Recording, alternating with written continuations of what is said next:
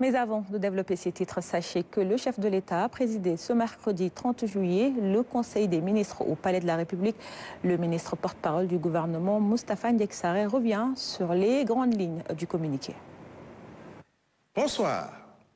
Demain, 31 juillet 2025, le président de la République, son Excellence Bassirou Diomaye Diakhar Faye, présidera la cérémonie de remise des prix du concours général, marquant ainsi la clôture de l'année scolaire 2024-2025. Cette année s'est bien déroulée grâce aux efforts conjugués du gouvernement, des ministères en charge de l'éducation, de la formation professionnelle, de l'enseignement supérieur et de toute la communauté éducative. Le chef de l'État a tenu à féliciter les lauréats du CFE, du baccalauréat et du BFM, tout en les exhortant à persévérer, car leur succès est celui de toute la nation. Le président de la République a demandé au gouvernement une évaluation rapide des résultats de cette année, des réformes en profondeur pour bâtir une école moderne, inclusive, adaptée à tous les niveaux.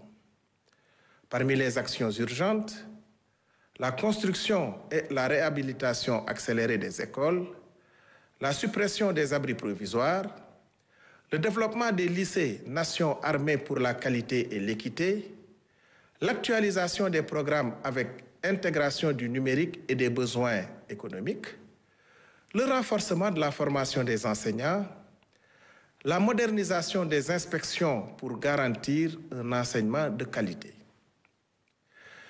Face à l'arrivée massive des jeunes diplômés sur le marché du travail, le chef de l'État a ordonné une restructuration des dispositifs d'accompagnement à l'entrepreneuriat et la finalisation de la nouvelle politique nationale de l'emploi alignée sur notre stratégie de développement. Le 13 août, le Sénégal célébrera le Grand Magal de Touba, désormais inscrit au patrimoine national immatériel.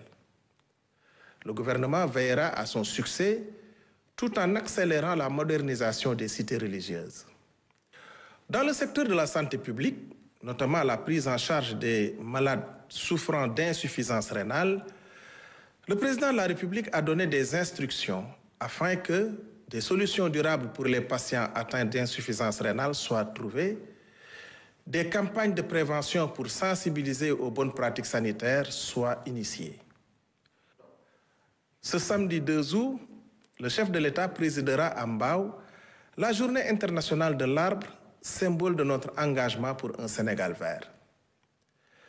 Le Conseil a examiné et adopté le plan de redressement présenté par M. le Premier ministre, le projet de loi portant création de l'Office national de lutte contre la corruption, le projet de loi portant statut et protection des lanceurs d'alerte, le projet de loi relatif à l'accès à l'information et le projet de loi sur la déclaration de patrimoine.